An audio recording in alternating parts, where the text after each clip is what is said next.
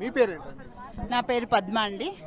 నేను ఒక రేవంత్కున్న ఒక 15-20 మెంబర్స్ గ్యాంగ్లో నేను ఒక బాగా నన్ను పరిచయస్తురాలుగా ఒక ఇద్దరు ముగ్గురు మాత్రం చాలా అంటే అప్పుడు చాలా లేడీస్తో మాట్లాడడానికి చాలా సిగ్గుపడేవాడు తను చాలా. కానీ తను చెప్పాలనుకున్నది ఎప్పుడు కూడా సూటిగా చెప్పేవాడు ప్రతిదీ.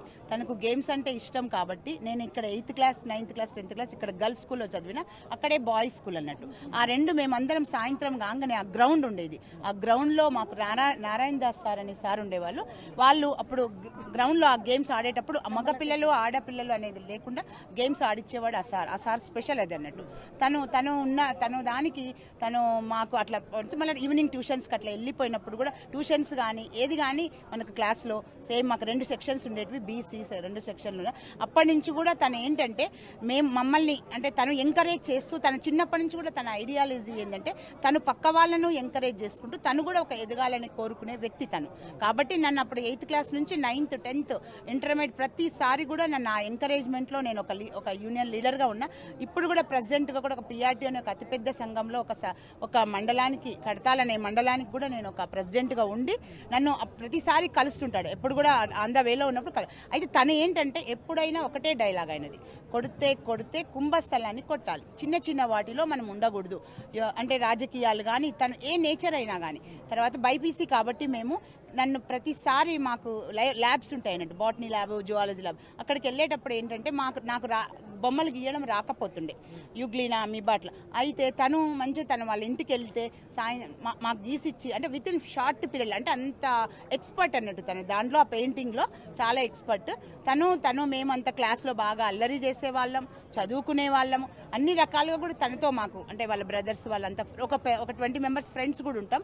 అందరం బాగా కలుసుకొని ఎప్పటికీ అప్పటి నుంచి కూడా ఇప్పటిదాకా కూడా తనని కలుసుకునేటటువంటి అనుభవం మాకుంది. మాకు చాలా ప్రౌడ్గా ఫీల్ అవుతున్నాం. అన్ని మేము ఒక యాజ్ ఎ టీచర్గా నేను చాలా ప్రౌడ్గా ఫీల్ అవుతున్నాం. తను కూడా ఎన్నో చేస్తున్నాడు, ఎన్నో కార్యక్రమాలు.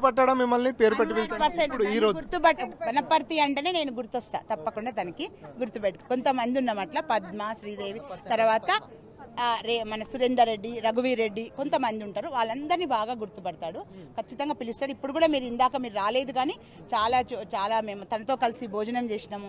తను మంచిగా రిసీవ్ చేసుకుంటూ అంటే అప్పట్లో మీ ఫ్రెండ్ గా ఉన్నటువంటి రేవంత్ రెడ్డిలా ఉన్నాడా? ర్యాపో అదే కథ. నేను ఒకటే చెప్పాను, కొంచెం ఏదో టెన్షన్ గా ఫీల్ అవుతున్నాడు ఇక్కడికి వస్తే. లేదు హ్యాపీగా ఫీల్ గా రేవంత్ గారు అని చెప్పాను. తను చాలా హ్యాపీగా ఫీల్ అవుతున్నాడు. తను మంచిగా వెళ్లే వరకు కూడా అందరినీ దాదాపుగా 95 మెంబర్స్ దాకా కలిసాడండి. తను పిలిచారు రేవంత్ అనే పిలిచారా?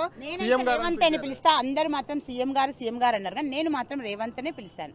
అప్పుడు తను కూడా పద్మ అని చెప్పి లాస్ట్కి వెళ్ళేటప్పుడు కూడా తను షేక్ అని ఇచ్చి పద్మ బాయ్ అని చెప్పేసి వెళ్ళిపోయారండి. తనతో అంత అనుబంధం ఉంది, బ్రదర్స్ తో కూడా చాలా అనుబంధం ఉంది.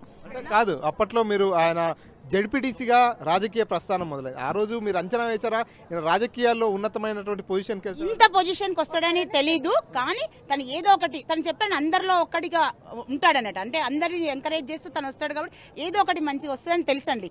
జడ్పీటీసీగా కూడా ఆ రోజు అన్ని పార్టీలను డ్రాప్ చేయించడం అనేది ఒక సంచలనం. అప్పుడు కూడా స్టేట్ వైడ్ సంచలనం అది. ఇప్పుడు కూడా తను ప్రతి స్టెప్ కూడా చూడండి, ప్రతి స్టెప్ కూడా అలాంటి డేర్ స్టెప్స్. చిన్నప్పుడు కూడా డేర్ అన్నట్టు, చాలా డేరు. ఎట్లా అంటే ఒక మాట ఇప్పుడు చెప్పాలంటే తను చెప్పేసేవాడు, కానీ తను దాచిపెట్టుకొని అట్లా ఉండేవాడు కాదండి. అలాంటి దాంతో కాబట్టి ఈ రోజు ఇంత స్థాయికో ఎదుగుతాడు అనుకున్నాం, కానీ ఒక సీఎంగా ఇంత స్థాయికి వెళ్తాడు అనుకోలేదు. మేము చాలా ప్రౌడ్గా ఫీల్ అవుతున్నాం. వనపర్తి ముద్దు బిడ్డగానే మేము ఉన్నామండి. కాలేజీ రోజుల్లో రేవంత్తో కలిసి ఉన్నటువంటి ఒక అనుభవం ఏంటి? మీకున్నటువంటి తీపి జ్ఞాపకం ఏంటి? మేము క్లాస్లో అందరం ఒకే ఇట్లా బెంచ్లో కూర్చునేటప్పుడు ఏంటంటే ఇంగ్లీష్ క్లాస్ అనే వరకు ఏం చేస్తుంటే మేము ముందుకు వస్తుంటే తను బ్యాక్ ఉంటుండే, తెలుగు అనే వరకు వెనక్కి వస్తుంటే, కానీ అల్లరి బాగా చేసేటప్పుడు ఏమైందంటే అప్పుడు సేమ్ అదే ఒక్కసారి ఏం చేశాడంటే బాగా అంటే నేను ఇట్లా చెయ్యి ఇట్లా పెడితే ఏమన్నాడు, నువ్వు హైట్ బాగా ఉంటావు కానీ నీ చేతులు ఎందుకు పొట్టిగా ఉన్నాయి అంటే గట్టిగా నవ్వుతూ అందరినీ లేపి సారు బెంచ్ మీద నించోబెట్టి రేవంత్ రెడ్డిని కూడా బాగా నించోబెట్టి అందరిని కలిపి సాయంత్రానికి బయటకు పిలిచి మళ్ళీ మాకు కూల్ డ్రింకులు దాపిండు. ఆ లెక్చరర్ గారు మూర్తి సార్ అని ఉండే, ఆ సార్ లెక్చర్ ఇచ్చిండు. మళ్ళీ తర్వాత మరుసటి రోజు కూడా సరే నించొని కాలు ఇబ్బంది అయింది కాబట్టి అట్లా ఏం అల్లరి చేయొద్దంటే చేయమని చెప్పామండి. చాలా అండి మాకు ఇక్కడే దగ్గరలో నాగవరం అనే ఊరు ఉంటుంది. ఆ ఊర్లో కూడా తను వచ్చేవాడు, మేము వచ్చేవాళ్ళము. తనకి ఇష్టమైన ఫుడ్ అట్లా రొట్టెలు చాలా ఇష్టమైన ఫుడ్ తనకి బాగా తినేవాడు. అట్లా అంటే ఎక్కువ ఫుడ్ ప్రియుడు కాదు, కానీ చిన్నగా ఏ అలవాట్లు లేకుండా ఒక మాట్లాడడం అనేది, ఒక మాటలు అందరినీ ఆప్యాయంగా